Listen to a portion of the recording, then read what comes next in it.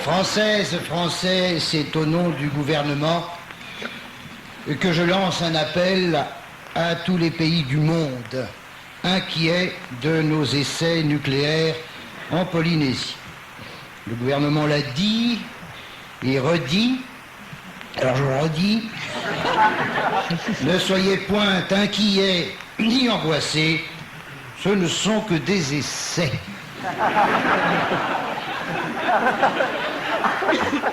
On n'a jamais parlé de réussite.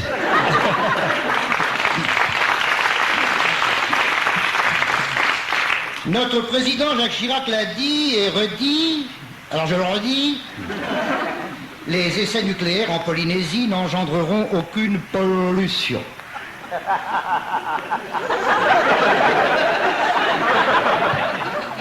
Aucune pollution. Nous ne serons point pollués. Il a été maire de Paris pendant 20 ans, et quand on mesure la qualité de l'air dans la capitale, on peut lui faire confiance.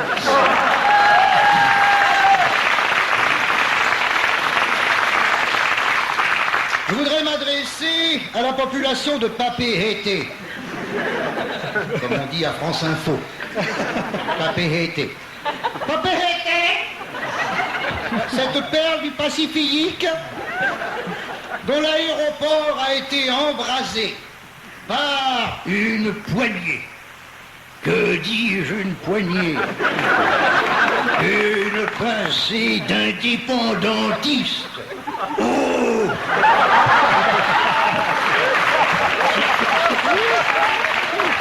Au supposé tel qui, par des actes de vandalisme, attention, foutre la main dans le soutien-gorge. Elle en a pas. Bon. Alors, qui, par des actes de vandalisme, font du tort à ceux qui ont rêvé.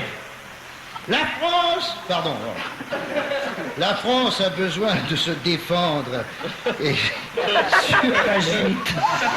sur ce point, on croirait un vrai merdier dans les papiers.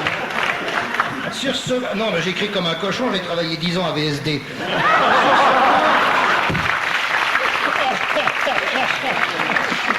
Nous sommes tous d'accord, la France a besoin de se défendre, que l'on soit pour ou contre les essais, hein? Bon.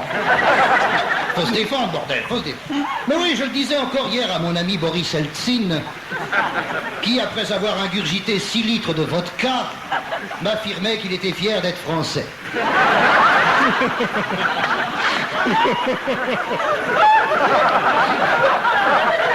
Je lui ai dit pour le rassurer, bon d'accord, mon cher Boris, hein, je peux t'appeler Boris, hein? On va pas s'appeler madame, hein? En tant que travelot, on peut s'appeler par le prénom, hein? Bon d'accord, vous avez une cirrhose, mais c'est rien à côté de Chirac qui a Yves Duteil. Notre armée conventionnelle est, je crois, toujours efficace. Vous me direz oui, mais l'ennemi immédiat nous menace. Il est à côté de nous, à nos frontières. Je veux parler des Suisses. Les Suisses ne se sont jamais battus. Ils pètent le feu. Ils demandent que ça. Ils sont en pleine forme. Regardez leurs couteaux. Déjà, rien qu'un couteau suisse. Il y a toute l'armée suisse dedans. Hein? Tout. Les Suisses changent leur matériel militaire tous les ans. Peut-être, mais nous, on le repeint. Et après 5 à 6 couches de peinture, ça fait un blindage, bordel. Puis nous avons nos missiles. Attention, alors là, c'est pas de la merde. Attention. Nous avons, je voudrais pas trahir un secret militaire, je voudrais pas être responsable d'une 3e guerre mondiale, attention.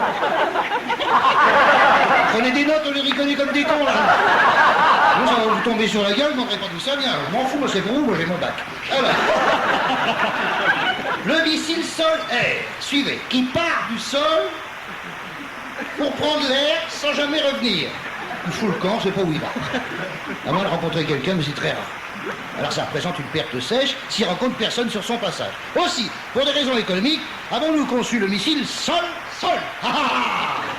Attention de la bite. Le missile sol-sol, qui part du sol pour retomber au même endroit. Quelle économie!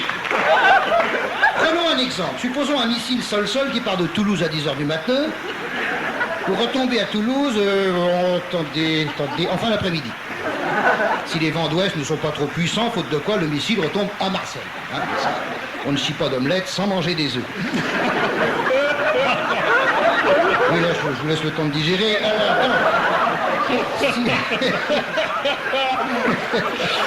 Si le vent... Taisez-vous.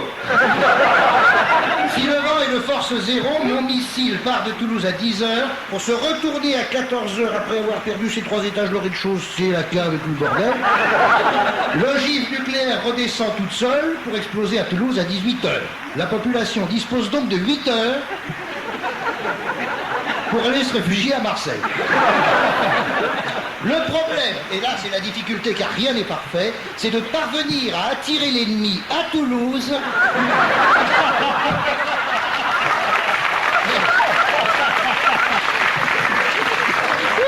entre 10h et 18h.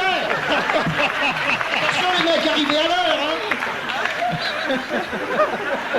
Toulouse, c'est joli Toulouse. Hein, le cassoulet, Baudis, ça. Un vieux rêve. C'est difficile, mais nos experts sont optimistes. D'ailleurs, un expert est toujours optimiste, sinon, ils disent que pour permettre à l'ennemi d'arriver à Toulouse sans encombre, il ne faut pas lui opposer de résistance. C'est normal. Bon, vous en êtes expert, je veux dire ça. Hein. Donc, il faut alors, il ne faut pas opposer de résistance, donc il faut faire quoi? Il faut disposer des casques bleus. Les casques bleus à qui l'on dit, si on vous tire dessus, tirez en l'air, pour intimider les palombes qui risquent de chier sur le cercueil qu'on vous a déjà préparé. Bien sûr, car évidemment, il n'est point aisé d'évacuer rapidement une population en 8 heures. Mais je fais confiance aux maires des communes de France, et surtout aux maires socialistes qui ont déjà commencé à évacuer les mendiants. Ça, c'est du socialisme. Ça, c'est du noble.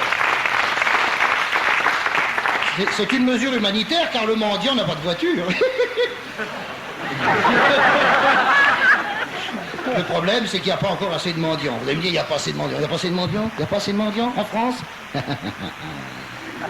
Avec tout ce qu'on vous prépare au plan économique, toutes les villes seront bientôt vidées de leurs habitants. Et l'ennemi, enfin, pourra venir nous casser la gueule, nous bousiller de fond en comble. On va gagner! On va gagner! On va gagner!